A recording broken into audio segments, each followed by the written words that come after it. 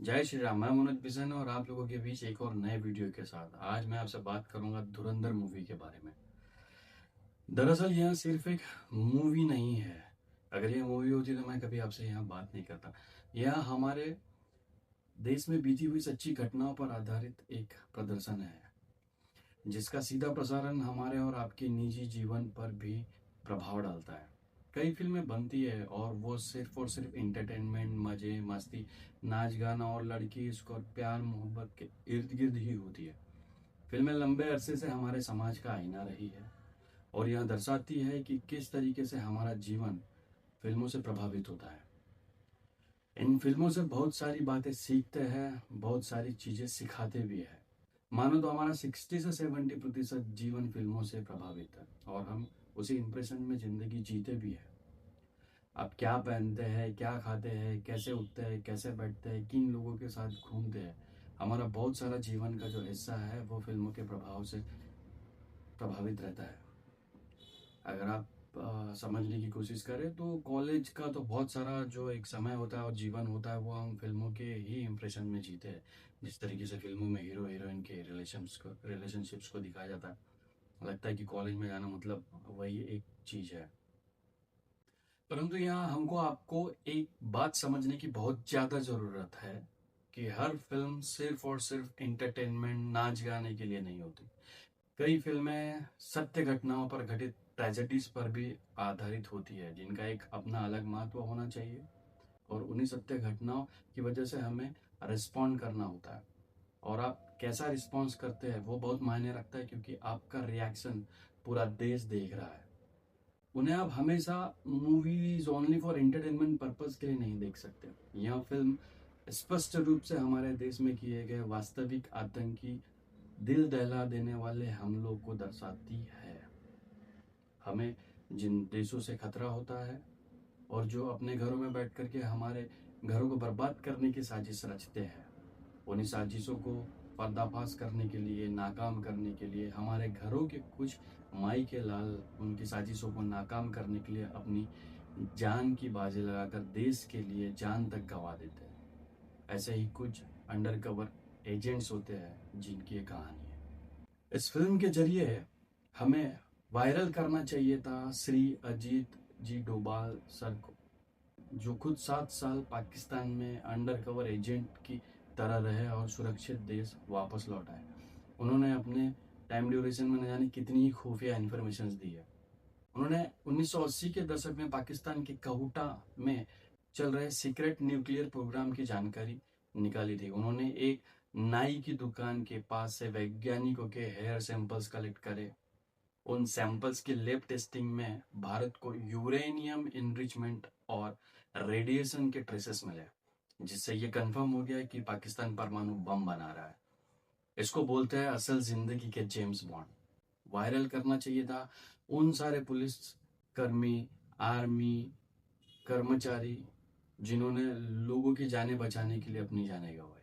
Viral होना चाहिए था तो सीक्रेट एजेंट का किरदार, जो दुश्मनों के बीच रह करके किस तरीके से इंफॉर्मेशन सेंड करते हैं, ना कि फालतू की हीरोगिरी दिखा करके तोड़ फोड़ वाले सीन्स बना करके अपने आप को रिवील करवाने के पीछे पड़े हो।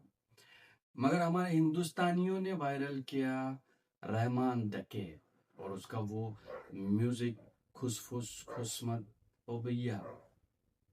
अब आने वाली नस्लों को पूछा जाए कि वे फिल्म में कौन सा रोल प्ले करना चाहे और उन्हें कौन सा रोल सबसे ज़्यादा पसंद आया, तो वे बोलेंगे कि उन्हें अजीत जी डोभाल जी जैसा रोल नहीं करना है, उन्हें सीक्रेट एजेंट्स नहीं बनना है, उन्हें कोई आर्मी ऑफिसर नहीं बनना है, उन्हें बोलेगा कि कोई एनएसजी कमांडो बनना है, तो उन्हें पता ही नहीं है। क्योंकि वो बोलेंगे हमें तो रहमान डकैत बनना है, क्योंकि पूरा देश तो रहमान डकैत के रोल को ही ग्लोरीफाई कर रहा है, जिसकी वजह से हमारे देशवासियों को बेरहमी से मारा गया।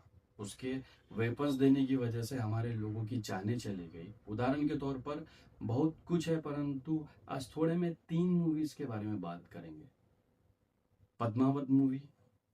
इस मूवी का इतिहास यह सिखाता है कि एक हौसी दरिंदा छू ना पाए, इसलिए माँ पद्मावत ने अपने साथ 16,000 महिलाओं के साथ जौहर किया। कितनी बड़ी, दर्दनाक और दिल दहला देने वाली ये घटना थी। खिलजी एक ऐसा शैतान दरिंदा जिसने न जाने कितने ही बच्चे, बूढ़ों, आदमी, औरतों, राजा, रानियों सबको मौत के घाट उतार दिया। मगर इस देश की विडंबना देखो, फिल्म बनी तो बेस्ट एक्टर का अवार्ड रणवीर सिंह को गया, जो फिल्म में खिलजी बना था। सो सम और द अदर वे, हमने खिलजी को ग्लोरीफाई किया। वो जिंदा था तो विनर था ही, मगर मरा फिर भी वो विनर हो गया। Knowingly unknowingly Khilji is the winner.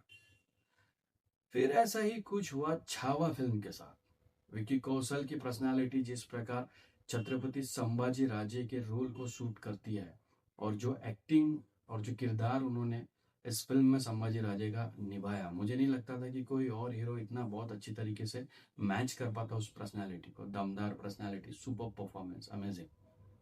मगर फिर भी हीरो बना एक अधमरा कैरेक्टर, औरंगजेब। छत्रपति श्री संभाजी राजे के एक शक्तिशाली रोल को औरंगजेब ने बैठे बैठे खा गया। इस मूवी में भी अप्रिसिएट और ग्लोरीफाई किया गया औरंगजेब के कैरेक्टर को। सो सम और दी अदर वे, इस मूवी में भी विलेन है वो हीरो है। इतिहास दिखाना चाहता था एक शक्तिशाली दमदार हीरो छत्रपति संभाजी राजे, जिनकी आंखें फोड़ दी गई मगर उन्होंने डर से पलके तक नहीं झपकाई। इतने शक्तिशाली आदमी का कैरेक्टर वो दिखाना चाहते थे, मगर हमने देखा एक दमदार एक्टर औरंगजेब में जो अधमरा सा था।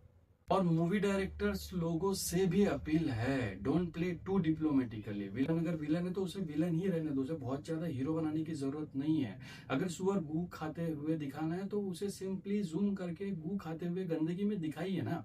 मगर उसे शेर की तरह एंट्री देते हुए, उसे जंगल में राजा का ऑरा एंड एटीट्यूड दे करके उसके कैरेक्टर को दमदार दिखाने की जरूरत ही क्या है। हमारे देश के लोगों को ज्यादा अकल नहीं है, वो ज्यादा सोचना समझना चाहते नहीं है। वो कंफ्यूज हो जाते हैं कि ये शेर कौन है, सुअर कौन है, राजा कौन है, क्या है। अरे छोड़ो बोलते हैं। फिर वो जो सुअर जो गू खाता है उसके साथ बैठ करके उसको राजा समझ के वो भी गू खाने बैठ जाते हैं। इससे होता यह है कि तुमने जो मूवी बनाई देशभक्ति जगाने के चक्कर में, मगर जाग गया मरा हुआ खिलजी, औरंगजेब और रहमान डकैत। हिंदुस्तानियों का इतना प्यार देखकर वो भावुकों के 72 हुरे छोड़ करके जन्नत से कूद गए हैं हिंदुस्तानियों के लिए। भाई इतना प्यार तो बनता है। ऐसा ही कुछ हो रहा है धुरंधर मूवी के साथ में। यह मूवी मुख्यतः 3 बड़े इंसिडेंसेस के बारे में बताना चाहती थी, जो अटैक्स हमारे देश में हुए हैं उनके बारे में, और उस मूवी के जरिए जनता की आंखें खोलना चाहती है। मगर हो रहा कुछ और है। पहला आतंकवादी हमला 24 दिसंबर 1999, कंधार हाईजैक, जिसने 7 दिन तक विमान समेत यात्रियों को बंधक बनाया गया। 178 यात्री और 11 क्रू सदस्य और एक यात्री रुपिन कातियाल को जान से मार दिया गया था। अपहरणकर्ताओं ने मांग करी भारतीय सरकार से भारतीय जेलों में बंद 36 आतंकवादियों को रिहा किया जाए, जिसमें से प्रमुख रूप से मौलाना मसूद अजहर शामिल था। साथ ही 200 मिलियन अमेरिकी डॉलर, उस समय के हिसाब से लगभग 860 करोड़ रुपए, और एक झाटू आतंकवादी का सौंपा जाए जो जेल से भागने की कोशिश में मारा गया था। निगोशिएशंस में हमने इन सब को न मानते हुए सिर्फ 3 आतंकवादियों को छोड़ने की मंजूरी दी थी, और उसी में से एक मुख्य आतंकवादी मौलाना मसूद अजहर सन 2000 में जैसे मोहम्मद आतंकी संगठन की स्थापना करता है और उसका लीडर बनता है। इस आतंकवादी संगठन का एक ही मकसद था, कश्मीर को भारत से अलग करना। और इन्हीं हैवानियत भरे इरादों से वहां आतंकी भारत में अलग अलग आतंकवादी गतिविधियों को अंजाम देता गया।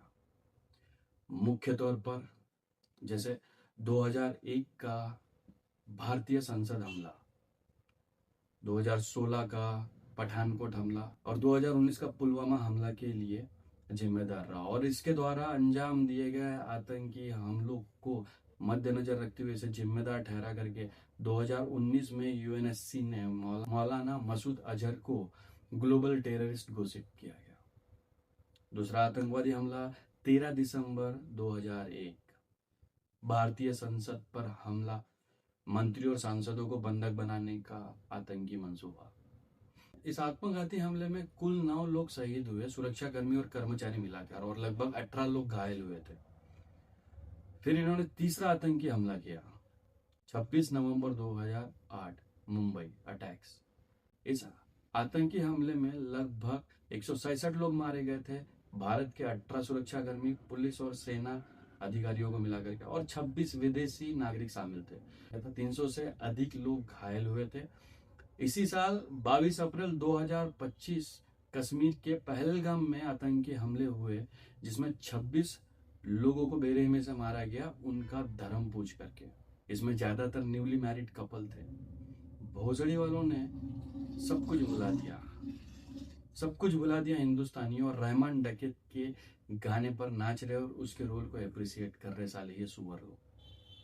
पिछले ही महीने 10 नवंबर 2025 को दिल्ली में एक बम ब्लास्ट हुआ, मगर उन सभी को इंटेलिजेंस ब्यूरो ने पहले ही टर्मिनेट कर दिया, और सारे के सारे डॉक्टर्स पकड़ा गए थे जो इसके मुख्य मास्टरमाइंड्स थे, जो ऐसे लगभग दरअसल 10 से 12 बम ब्लास्ट को अंजाम देने वाले थे। इंट्रोगेशन में पता चला कि इसके लिंक्स जैसे मोहम्मद आतंकी संगठन से है। फिर वही मौलाना मसूद अजहर, जिसे कंधार, ये वही मौलाना मसूद अजहर है जिसे कंधार हाईजैक के टाइम छोड़ा गया था। यह आज भी हम भारतीयों को मारने से नहीं थक रहे, और हम भारतीय है कि इनकी अदाओं पर नाचने से नहीं थक रहे। इस प्रकार न जाने कितने ही मासूम लोगों की हमारे इंटेलिजेंस ने जाने बचाई, और न जाने कितने ही आतंकी गतिविधियां करने की साजिशें हो रही है, और उन्हें निष्क्रिय किया जा रहा होगा, जो हमें पता भी नहीं चलता। और ये सब काम हमारे सीक्रेट एजेंसी करते हैं। मगर दुर्भाग्य हमारे देश का इंटेलिजेंस ब्यूरो ऑफिसर्स, बॉर्डर पर अपनी जान देने वाले army officers, air force officers, naval officers, police officers, undercover agents, रॉ एजेंट्स, इन सबको हमारे देशवासियों ने कभी हीरो माना ही नहीं। हमारे देश में उन लोगों को ग्लोरीफाई किया जाता है और बेस्ट एक्टर्स माना जाता है जिनका असल जिंदगी में कोई सरोकार है ही नहीं। हमारे देश में वो कैरेक्टर्स भी सुपर हिट हो जाते हैं जो हमारे ही लोगों को बेरहमी से मारते हैं। इस फिल्म में पूरी तरीके से 26/11 के हुए हमलों को दर्शाने की कोशिश करी गई। किस प्रकार पाकिस्तान नकली करेंसी छाप रहा था हमारे देश को बर्बाद करने के लिए। पाकिस्तान से नकली छापे हुए नोटों की वजह से हमारे देश की अर्थव्यवस्था पर बहुत बुरा असर पड़ने वाला था।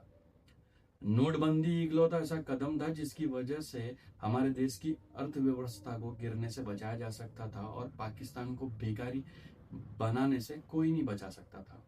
और यही कारण है आज देखिए कि उसकी हालत भीख मांगने जैसी हुई है। जिनको समझ आता है उनको समझ आता है कि मैं क्या बोलना चाह रहा हूँ। नोटबंदी के बाद से पाकिस्तान की ये हालत है कि वो भीख मांग मांग करके भी खाने के लायक उसकी हालत नहीं बची।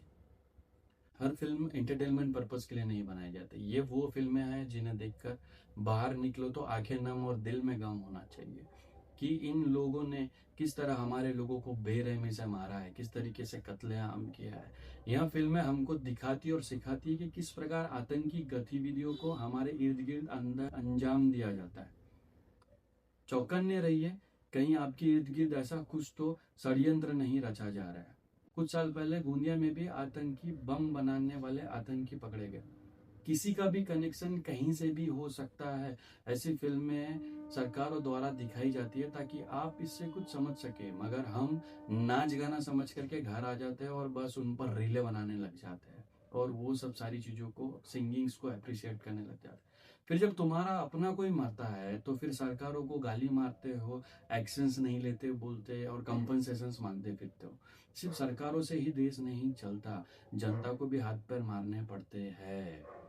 और जिस धुन पर रहमान डकैत खुशी से झूम रहा है, उसको इस बात की खुशी है कि उसको इस बात की खुशी थी कि वो बंदूकों का सौदा कर रहा था, और वो सौदे से हमारे ही देश में हमारे लोगों को मारने के लिए बंदूकें भेजी जा रही थी। और पूरा देश उस सीन पर खुश हो रहा है और उस रहमान डकैत की एंट्री को अप्रिशिएट कर रहा है और उसके रोल को ग्लोरीफाई कर रहा है।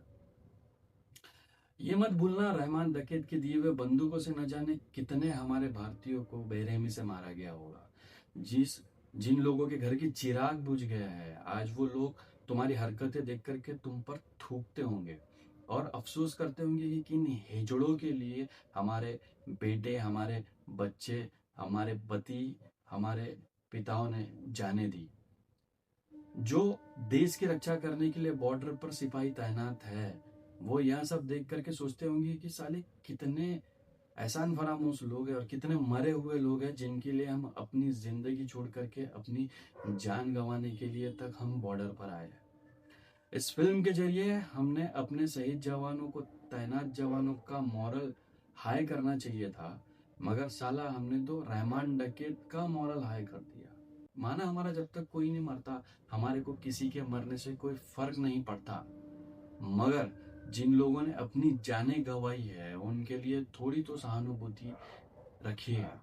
उनके लिए, जो देश के लिए अपनी जान देते हैं, रो नहीं सकते तो कम से कम मरने वालों के लिए नाचिए भी मत। कुछ फिल्में ऐसी होती है जिनमें बुरा लगना भी बहुत जरूरी होता है। आप थिएटर से बाहर निकले और कोई आपसे पूछे कि फिल्म कैसी थी, तो बोलिए कि बहुत दुख हुआ देख करके, उन लोगों को मरते हुए देखते हुए बहुत दुख हुआ, इस तरीके के आतंकी हमलों से हमको बहुत दुख हुआ, बहुत बेरहमी से मारा गया। एक बात समझिए आप कि यदि निर्भया की स्टोरी पर फिल्म बनाई जाए जिसमें एक लड़की जिसका बेरहमी और बहुत बर्बरता के साथ बलात्कार करके उसकी हत्या की जाए बहुत ब्रूटली, उस फिल्म में यदि कोई नाचने वाला गाना कोई डायरेक्टर डालता है, क्योंकि आइटम सॉन्ग से फिल्मों को तड़का लगाया जाता है, मनी मेकिंग वाला भी एक सिनारियो होता है उनके लिए, और तुम लोग अपनी बेटियों को स्कूलों की गैदरिंग में उस गाने पर नाचता हुआ देखते हो, तो तुम इंसान नहीं, निहायती मादर चोद हो कि तुम्हें मॉरल ऑफ द स्टोरी समझ नहीं आई कि वो फिल्म किस लिए बनाई गई और तुम नाच गाना किस लिए कर रहे हो। भले ही तुम्हें साइंस कितना ही बोले और समझाए कि दुनिया गोल है, मगर मेरी बात आप भली बात ही समझना और मेरी बात याद रखना, दुनिया गोल नहीं, दुनिया बहुत मादर चोद है। सही कहते हैं सीफू जी कि यदि तुम जैसे लोगों को मार करके अगर जेल भी जाना पड़े तो 14 साल मंजूर है बहन चो, क्योंकि तुम लोगों की हरकतें वैसे। मैं जाऊंगा सीफू जी के साथ जी। जय हिंद, जय। हिंदुस्तानियों को हराया है तो हमेशा हिंदुस्तान के लोगों ने साथ नहीं दिया देश को, और दर्द है तो केवल इसी बात का। भारत के इतिहास में अगर दर्द केवल इस बात का नहीं है कि विदेशों ने हमारे साथ क्या किया, उनका तो हम मुकाबला कर लेते, दुख इस बात का था कि हमारे सभी लोगों ने साथ नहीं निभाया और साथ नहीं दिया, और इसकी फीलिंग आज भी मुझे इस देश में होती है। भारत विदेशों से इतना नहीं है। अंग्रेजों ने भारत के खिलाफ कोई लड़ाई ऐसी नहीं जीती जिसमें कि अंग्रेजों की फौज में भारतीय सिपाही नहीं थे, चाहे वो पहले बंगाल नेटिव आर्मी थी, 1857 के अंदर में सिखों और गुरखास ने उनका साथ दिया, जब सिखों से लड़ाई हो रही थी तो बाकी लोगों ने उनका साथ दिया, हमेशा नेटिव आर्मी उनके साथ।